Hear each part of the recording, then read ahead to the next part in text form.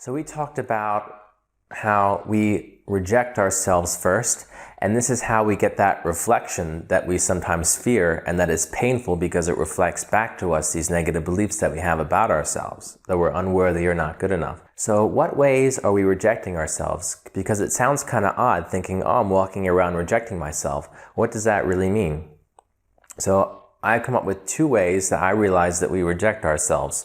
The first one, which applies to me a lot growing up in my childhood, is choosing not to express who we are, either partially or completely.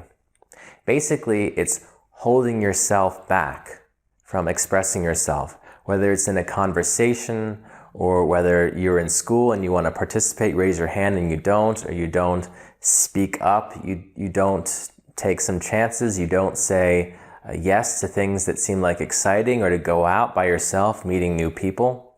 Holding yourself back is one way of rejecting ourselves. And because it's telling the universe that, this is who I am, but I'm choosing not to show it. And the universe says, okay, because it accepts whatever we choose, because we always have that freedom to choose. And then we get these reflections. So when I was growing up, I was very quiet. I didn't express my personality. So therefore, I wasn't included in much. And I took that lack of inclusion as a rejection, when really no one was really doing it intentionally. I just didn't make my presence known. I didn't contribute to the moment with my personality. And then that's the reflection that I got. And I thought, well, then maybe I must be not good enough to hang out with everybody. But that wasn't true.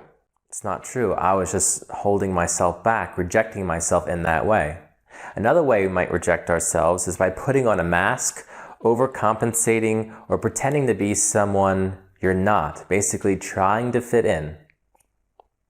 And this might happen when we're younger or even when we're older.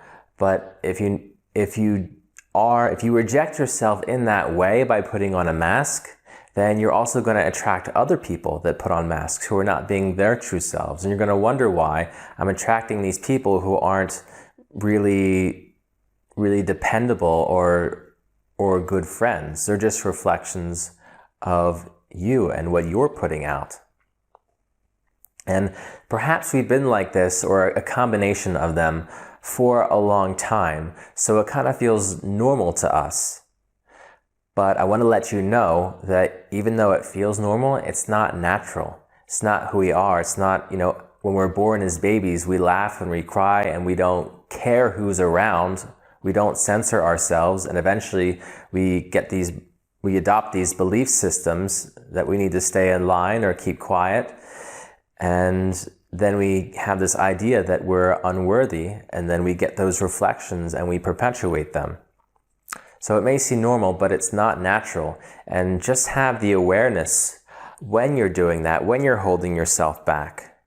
Because even inaction is a demonstration to the universe. Inaction is also an action. And that is very important to understand. Because I thought if I didn't do anything, then I was being safe. But then life doesn't perpetuate itself. It only does that when you take a physical action. But even so, it can perpetuate itself in a negative way if you don't take any action. Inaction is also an action.